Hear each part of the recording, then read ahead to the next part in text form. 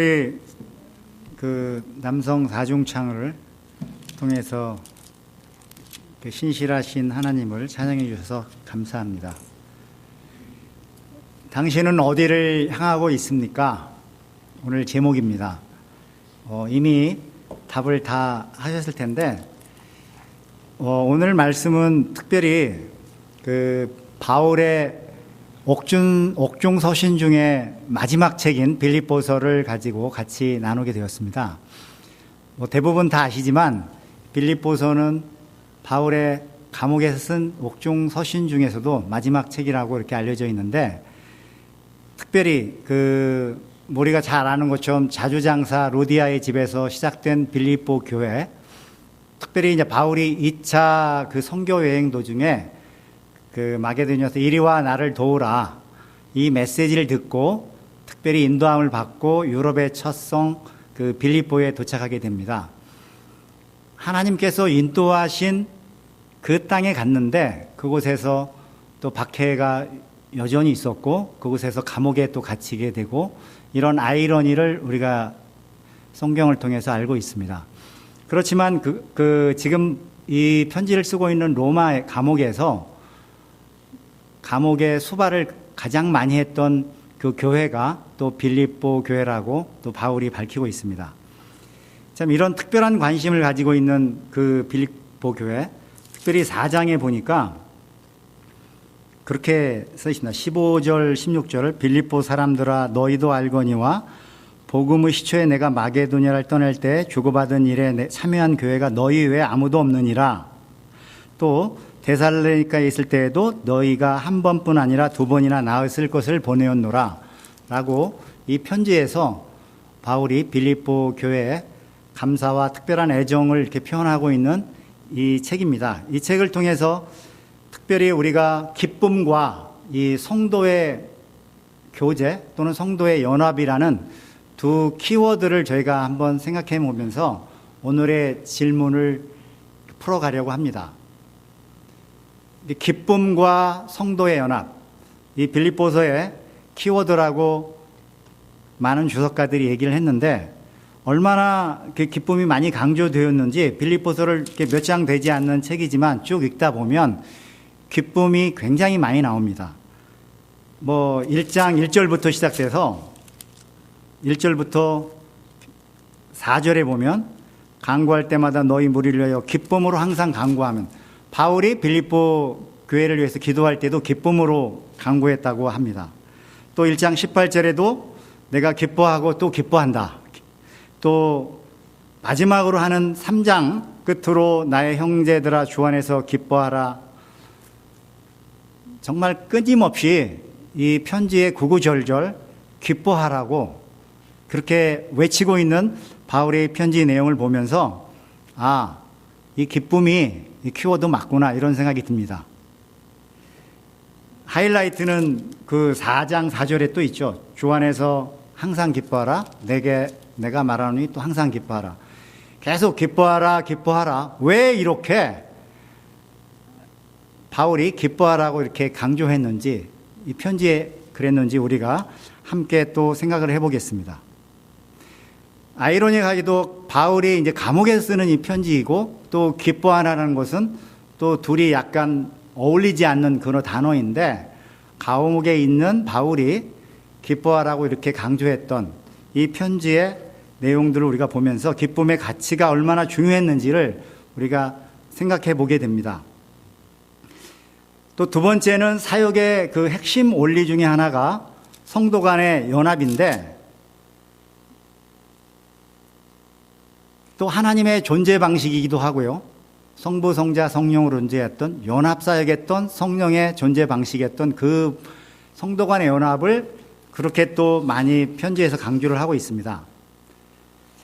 그러므로 그 풍성한 교제를 나눠야 복음의 진전이 하나게 된다는 내용들을 바울이 빌립보에서 쓰고 있는데, 1장 4절부터 첫 장부터 그렇게 쓰고 있습니다. 그리스도 예수의 종 바울과 디모데는 그리스도 예수 안에서 빌립보에 사는 모든 성도들과 또한 감독들과 집사들에게 편지하노니,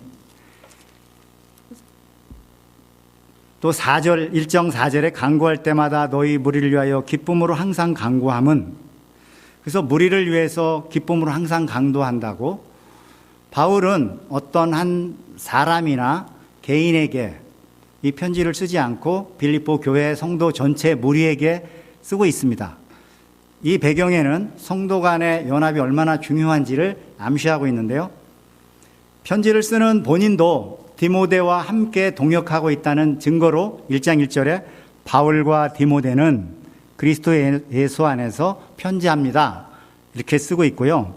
또 1장 27절에도 모든 복음의 신앙을 위해서 협력하는 것, 또 2장 12절에도 마음을 같이하여 한 마음을 합하여, 또 2장 4절에도 각각 자기 일을 돌아볼 뿐더러 각각 다른 사람들의 일을 돌아보아 나의 기쁨을 충만케 하라. 또 3장 17절에도 형제들아 너희 함께 나를 본받으라.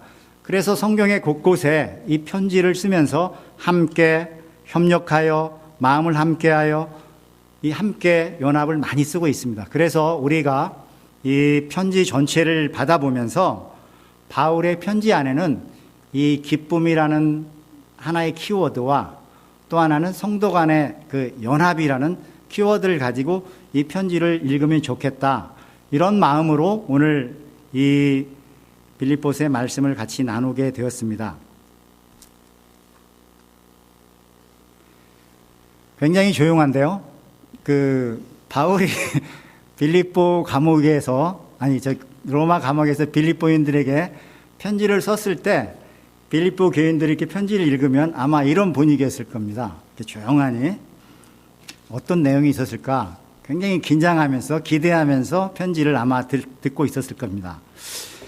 근데 이렇게 하는 것은 하나님의 뜻이었겠죠. 특별히 그 증거로 2장 13절에 이렇게 써 있습니다. 너희 안에서 행하시는 이는 하나님이시니 자기의 기쁘신 뜻을 위하여 너희에게 소원을 두고 행하게 하시나니. 하나님의 뜻이라고, 또 너희 안에서 행하시는 자기의 기쁘신 뜻이라고 편지에 기록을 하고 있습니다. 그래서 성령 안에서 이 일을 이루어 주실 줄 기대하는 마음으로 바울이 이 편지를 썼다고 생각을 합니다. 또 하나는 실제적으로 우리 성도의 실제적인 삶의 목표가 이 기쁨과 성도의 그 연합이라고 생각합니다.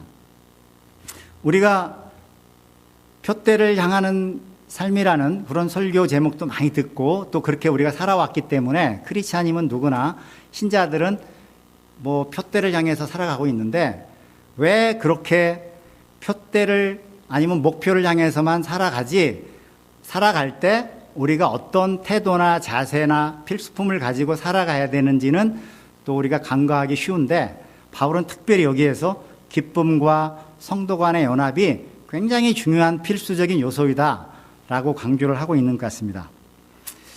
그래서 우리가 오늘 제목을 정할 때 당신은 어디를 향하고 있습니까? 이렇게 정했습니다. 여러분은 이미 대답을 하셨고 또 목표가 무엇인지를 잘 알고 있습니다.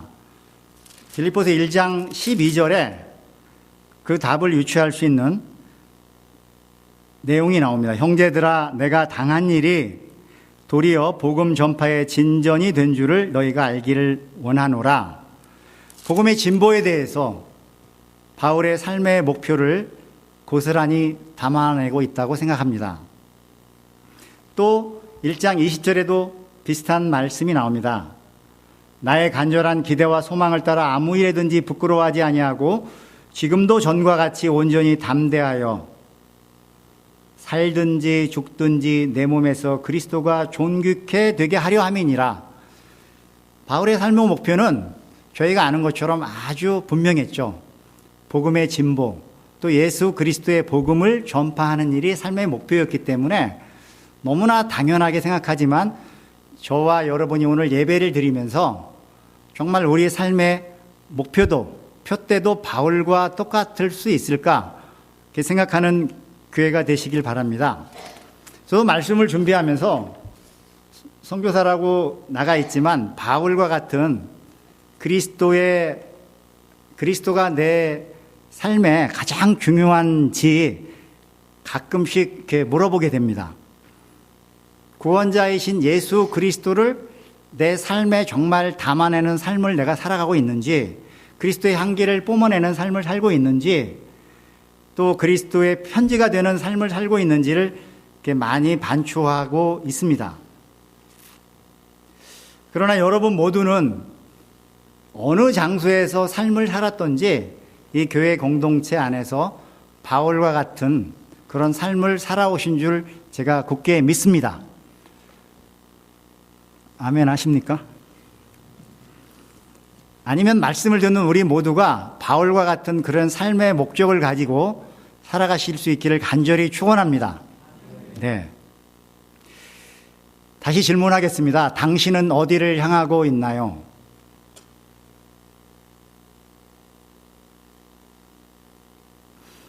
너무 단순하죠. 우리의 삶의 목적과 방향은 예수 그리스도여야 합니다.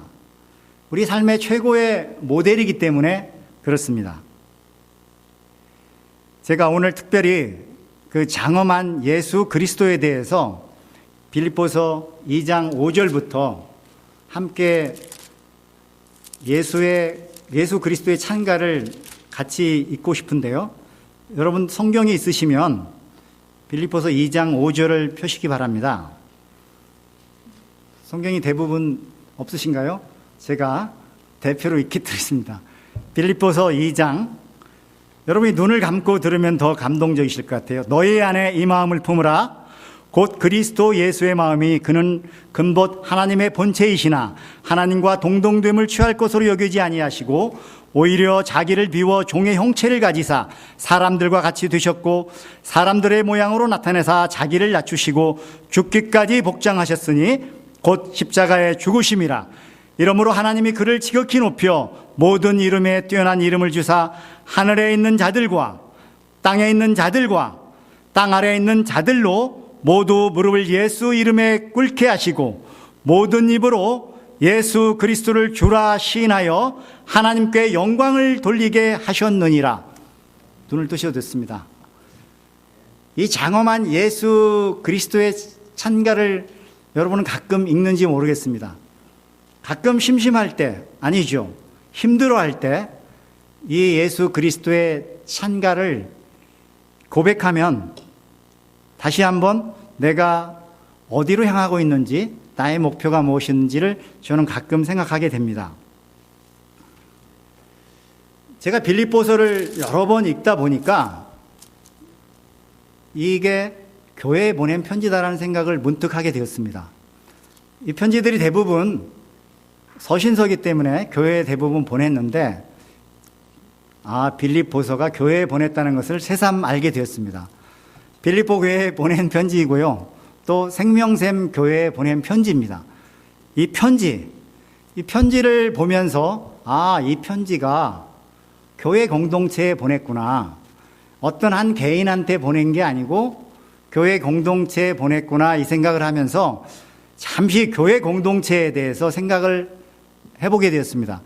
우연의 일치였나 모르겠습니다. 이 교회에 와서 예배를 몇 번 드리는 동안에 주제가 계속 에베소의 교회란 무엇인가, 교회에 대한 설교를 여러 번 제가 듣게 되었습니다. 그래서 교회에 대한 얘기를 더 이상 하면 군더더기가 될 것 같지만, 그래도 여러분, 교회는 다 공유하는 것처럼 예수 그리스도께서 세우신 교회입니다. 여러분 믿으십니까? 네. 그리고 교회에서 드려지는 예배를 하나님이 가장 기뻐하십니다. 믿으십니까? 교회에 예배 드리는 사람들을 우리는 신자라고 합니다. 지난 설교 때에도 신자를 세인트, 성도, 또 성인 이렇게 말씀하셨는데 맞는 것 같습니다. 그래서 여러분 모두는 성도요, 신자, 세인트인 줄을 믿습니다. 그래서 신자가 같이 드리는 이 예배를 하나님이 굉장히 기뻐하시는 줄을 믿습니다. 이 메시지의 성경의 해석에 옳고 그름이 중요하지 않고 신자가 예수님께 드려지는 이 자체를 하나님이 기뻐하신다고 저는 믿습니다. 여러분도 그렇게 믿으시기를 바랍니다. 그래서 오늘 예배가 정말 하나님이 기뻐 받으시는 그런 예배가 되시기를 축원합니다. 오늘 예배가 성도 간의 연합이 이루어지는 그런 예배가 되기를 축원합니다. 제가 강제로 그러시는 것 같아가지고 여러분의 표정이 동의가 안 되시는 것 같은데, 제가 오늘 영화를 하나 보여드리고 싶은데요. 준비되시면 영화를 하나 보고 가도록 하겠습니다. 10분 이상 하면 집중력이 떨어지시니까. 네. 제가 감독하고 찍은 영화입니다. 저의 사역을 이렇게 되돌아보면서 오늘 제목과 연결돼서 지난 한 일과 앞으로의 목표를 같이 제 영상에 담아봤습니다.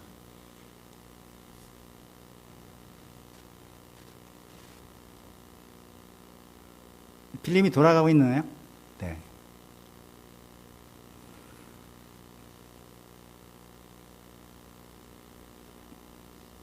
소리가 안 나오는데요.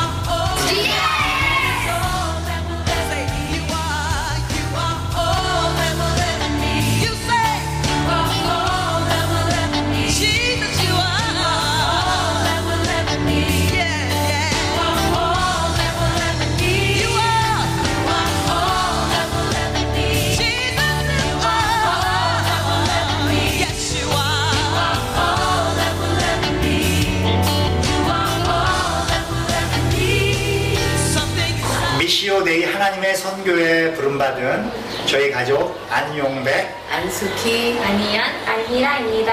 기도 부탁드립니다.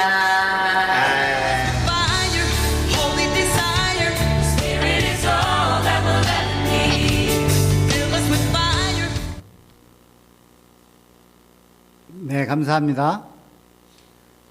이 영화 보시면 박수 치고 그러셔야 되는데 별로 이렇게 무료로 와서 그러는지 별로 감동을 못 받으시니까. 저희 이제 2018년까지 방글라데시 사역을 마치고 이제 올해 안식년을 보내는 중에 베트남에 새로운 선교지를 확정하고 저 기도 제목에 나와 있는 한 반이 이루어지는 것 같습니다. 그래서 저는 이제 비자를 다 받고 이제 거기에 영주권을 제가 이제 받고 돌아왔습니다. 그래서 이제 동역이 내년 1월부터 본격적으로 시작될 텐데, 이제 생각을 해봤습니다. 지난 베트남 사역에서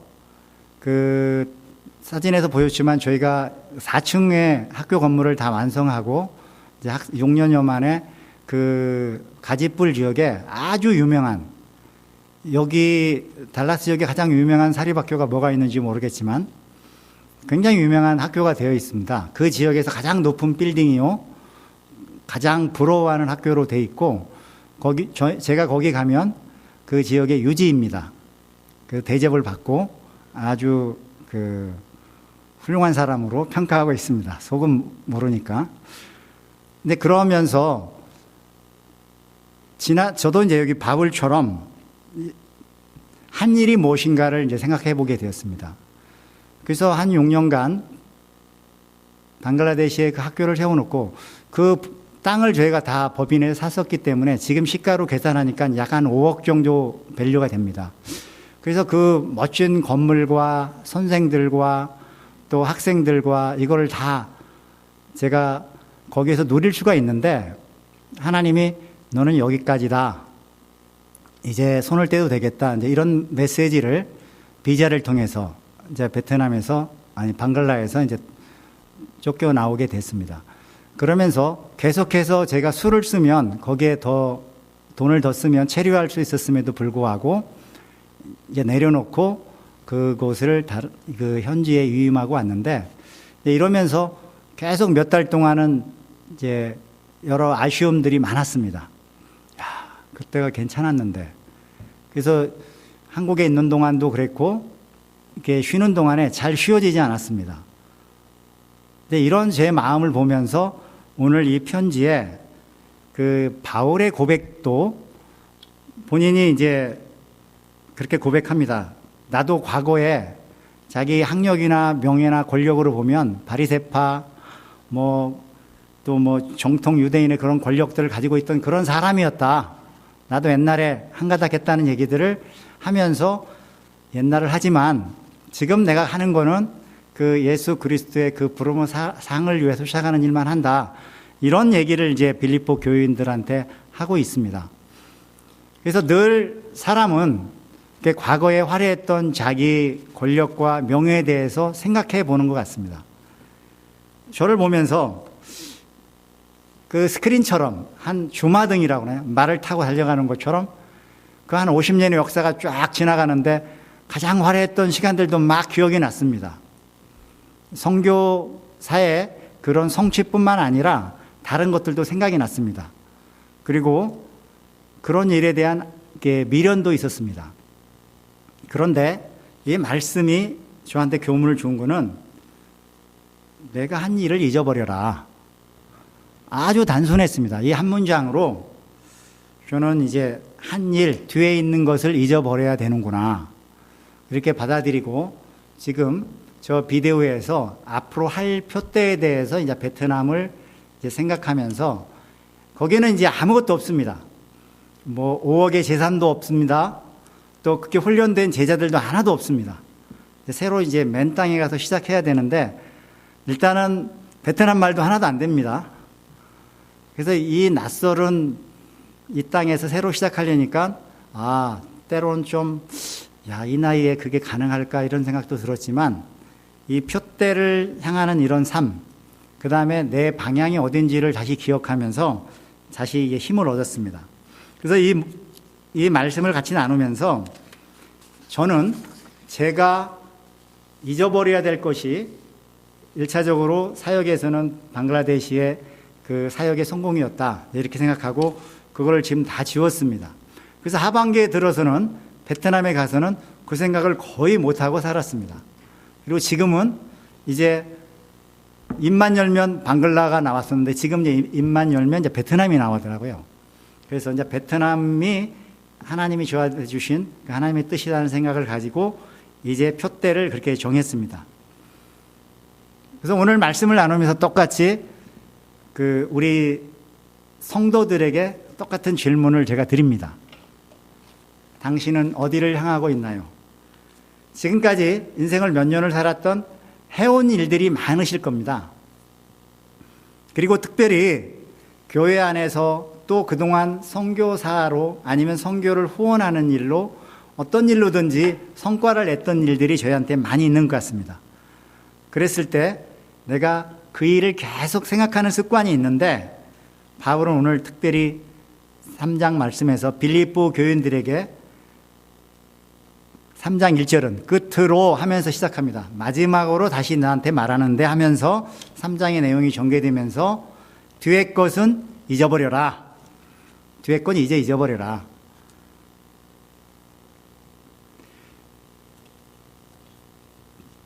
그래서 2019년이 이제 저물어 갑니다.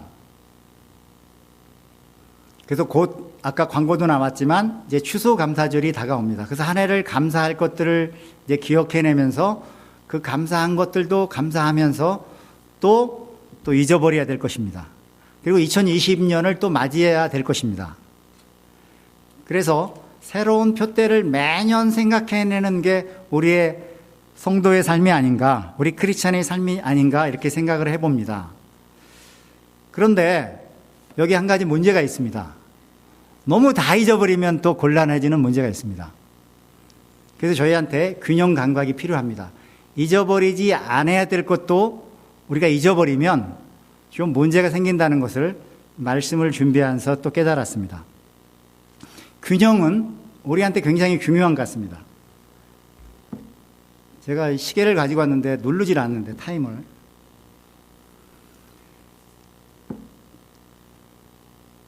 어린아이가 태어나면 균형 감각이 없어서 넘어집니다. 걷지를 못합니다. 그래서 균형 감각이 필요하죠. 또 우리가 신령한 것을 사모해야 되지만 너무 신령한 쪽으로 가다 보면 또 신비주의에 빠지든지 영주의에 빠지든지 이단에 빠지게 됩니다. 그래서 균형이 저희한테 필요합니다. 또 사상적으로도 그렇습니다. 현실에 뭐 좌우의 갈등이 한국도 많은 것 같은데 균형이 저희한테 필요한 것 같습니다. 그 성경에 대해서 균형을 굉장히 많이 얘기하고 있습니다. 믿음의 균형에 대해서 많이 얘기를 합니다. 특별히 야고보서가 행함이 없는 믿음은 죽은 믿음이라고 이렇게 얘기합니다. 우리가 몸의 균형이, 생각의 균형이 필요한 것처럼 우리의 믿음도 균형이 필요하다고 말씀하는 것 같습니다. 특히 예수님도 사역을 하실 때 균형 감각이 아주 철저하셨던 것 같습니다. 그냥 이 실내에서 이론으로만 강의하지 않고 현장에서 실습을 통해서 분명히 렉처를 했던 것을 우리가 기억합니다. 그리고 예수님도 가서 복음을 전하라 이렇게 말하지 않고 둘씩 짝지어서 실습도 내보내고 아주 균형 감각 있게 가르치셨습니다. 우리에게 이렇게 균형이 중요한데 이 중요한 균형을 위해서 우리가 해내야 될 것이 있습니다. 특별히 우리가 어려움이 닥치면 균형 감각을 잃게 됩니다. 저는 옛날에 그 영화, 그 비디오를 봤는데 여러분 그 카나다하고 미국의 국경에 그 폭포가 있는 그 폭포 이름을 지금 까먹어가지고요. 나야가라 폴이 있습니다. 거기에 줄을 매달고 외줄로 걸어가는 사람이 있습니다. 보셨습니까? 그 사람한테 굉장히 균형이 필요하죠. 물론 장대를 가지고 가는데 그래서 여러 번 왔다 갔다 하는 걸 봤습니다. 그 고도의 균형이 필요한데 순간적으로 바람이 세게 불어서 어려움이 닥칠 때 그 사람이 무너지는 것도 봤습니다. 그래서 우리한테는 어려움이 닥칠 때 균형이 깨진다. 그리고 어떤 성공에 이르렀을 때 또 균형이 깨진다는 걸 우리가 경험적으로 알고 있습니다.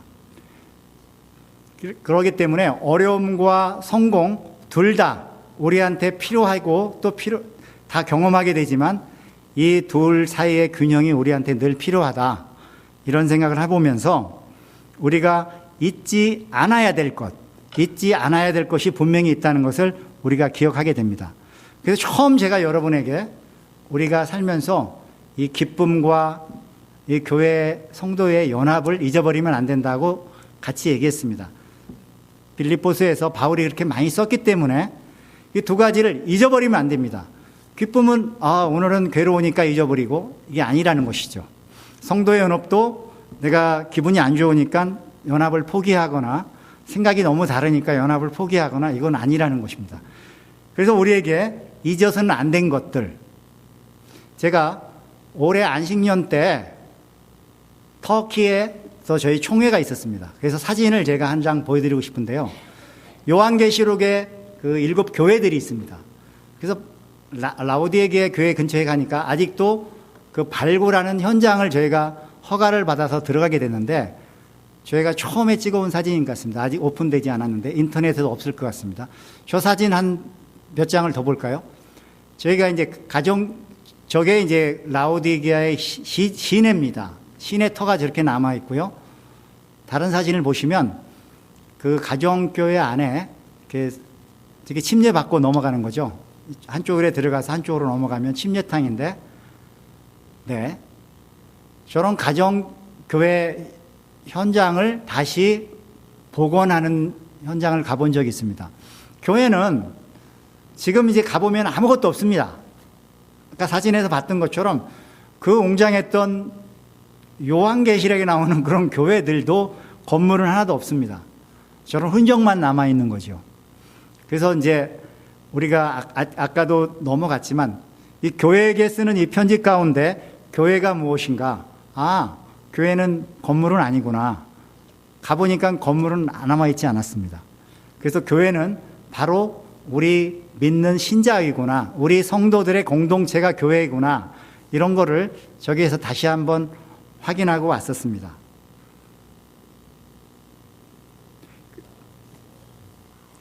그래서 우리가 교회를 생각하면서 이 우리의 목표를 생각하면서 몇 가지 단어들을 통해서 우리가 균형에 대해서 같이 나눴습니다. 특별히 믿음과 행위에 대해서, 또 하나님의 부르심과 우리 신자의 반응에 대해서 저는 이제 균형이 필요하다고 생각합니다. 근데 가장 중요한 거는 이런 균형을 우리가 잊지 말아야 될 게 아니라 한 해를 지나면서 뒤의 것을 잊어버리되 예수 그리스도의 십자가의 부활을 잊어버리시면 안 되겠죠. 그래서 우리가 잊지 말아야 될 것 중에 하나는 예수 그리스도의 십자가의 죽음과 그 부활입니다. 제가 지난번에 잠깐 나눴었습니다. 제가 예수 그리스도의 부활에 대해서 바울처럼 늦게 예수를 믿었었기 때문에 예수를 핍박하는 사람이었는데, 어떤 순간에 다메섹 도상에서 바울이 예수를 만난 것처럼 저는 이제 군대에 가서 공수훈련하다가 예수를 만나고 세례를 받았다고 말씀드린 적이 있습니다. 굉장히 오래 참으신 예수 그리스도를 만났기 때문에 예수 그리스도가 얼마나 그 사랑이 크시고 오래 참으시는 예수님인지를 모태신앙인 다른 분에 비해서 제가 실감을 하고 있는 것 같습니다. 그래서 선교사로 나가서 사역을 하면서도 그 은혜에 대해서는 잊지 않는 것 같습니다. 정말 오래 참으시는 그런 예수 그리스도, 그리고 내가 힘들 때에도 정말 십자가를 지시는 그 예수 그리스도의 그 은혜, 그리고 또 부활하신 그 예수 그리스도를 잊고 산다면 우리는 아무것도 아닌 것 같습니다. 그거를 잊지 말아야 되는, 우리가 뒤의 것을 잊어버리지만 예수 그리스도를 잊어버려서는 아닌 됩니다. 언제 어느 순간이 닥쳐도 우리의 삶의 목표는 예수 그리스도이라는 것을 잊어서는 안 된다. 저는 사실 집에서 이 설교 원고를 한번 써놓고 그럴 때 제가 그 두 손을 놓고 이렇게 막 외치고 싶습니다. 여러분, 예수 그리스도를 잊어서는 안 됩니다! 막 이렇게 하고 싶었는데 아내가 소리 지르지 말라고 그래서, 정말 그 예수 그리스도의 그 복음의 그 은혜를 잊어버려서는 안 됩니다. 그거 다 아는 얘기야. 물론 우리가 설교 들으면 다 아는 얘기입니다. 근데 오늘 우리가 연말을 맞으면서 우리가 어디를 향하고 있나요? 이런 질문은 제가 드리는 게 아닙니다. 성경에서 성령께서 특별히 오늘 이 질문을 가지고 일주일 동안 묵상을 해보고 같이 나눠봐라, 이래서 저도 이거를 묵상하고 같이 나누는 가운데 특별히 오늘 제가 많이 저로 하여금 보게 했던 기쁨을 잊어버리지는 말고 살아라. 뭐 선교지 가서 어렵더라도 어디 아프더라도 기쁨을 잊어버리지 말아 살아. 그리고 기도할 때도 정말 기쁨으로 기도해라. 그리고 또 하나는 성도의 연합이 중요하기 때문에 선교사들끼리 잘 지내라. 또 교회들하고도 잘 지내라. 이런 연합에 대한 얘기들을 계속 주었는데 그 메시지를 그대로 같이 나누고 있는 것입니다. 그러면서 특별히 잊어버린 것을 잊어버리지 않고 갖고 있으면 표대를 향해서 나아갈 수가 없다. 이런 메시지를 제가 받으면서 이 메시지를 같이 나눈 것입니다. 말씀을 제가 이제 정리하겠습니다. 주말에, 어제가 주말이었네요. 산에 다녀왔습니다. 위치타 마운틴인가요? 어제 그 산에 다녀오신 분들은 그 산을 아십니다. 그 안 가셔온 분은 잘 모르실 거예요. 그래서 저는 이제 세상에는 두 종류의 사람이 있다고 생각하는데 생명샘 교회에 두 종류의 사람이 있는 것 같습니다. 어제 산을 갔다 온 사람과 안 갔다 온 사람. 예수님이 포도주를 통해서 물을 포도주로 변하게 하셨을 때 그 하인들은 물을 갖다 부은 사람이라 그 현장을 정확히 알고 있죠. 증인이죠. 저희가 어제 산에 가서 산을 올라갔습니다. 근데 저희가 산을 오르는 목적이 무엇인지 아십니까? 어제 담임 목사님한테 그렇게 물어보니까 대답을 정답을 하시더라고요. 그래서 우리는 산에 올라가가지고 거기에 머물지 않고 다 내려왔습니다. 그리고 다 여기 와 있습니다, 오늘. 그래서 우리가 어떤 목적을 정하고 어디를 성취하면 저희는 거기에 머물러 있지 않습니다. 다시 내려와야 됩니다. 그게 산을 오르는 목적하고 우리가 인생을 사는 목적하고 비슷한 것 같습니다. 어제 산을 다녀오면서 저는 그런 생각을 하고 다녀왔습니다. 그래서 우리는 다시 한번 이 시점에서 지금까지 2019년 동안 저희가 성취한 어떤 목적, 아니면 우리가 성취한 명예, 아니면 성취한 그 어떤 결과물에 머물러 있는 것이 아니라 그걸 누군가에게 배려하고 누군가에게 전해주고 누군가에게 양보하고 이제 새로운 목적, 새로운 산을 우리가 올라야 할 것 같습니다.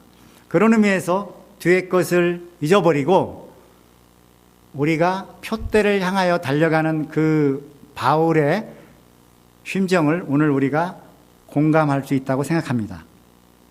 저는 다음 사역지를 하노이로 향합니다. 여러분은 내년에 어디를 향해서 가고 계시겠습니까? 이런 얘기하면 어떤 분들은 저는 교회 옮기려고 이렇게 생각하시는 분들이 큰 교회는 항상 이때더라고요. 근데 그런 걸 예방하기 위해서 이 성도 간의 연합이 얼마나 중요한 가치인지를 같이 나눴습니다. 그리고 기쁨이 얼마나 중요한지를 같이 나누었습니다. 이 두 가지를 가진 상태에서 우리는 내년 어디를 향해야 될지 생각하는 2019년 연말이 되기를 주님의 이름으로 축원합니다. 기도하겠습니다.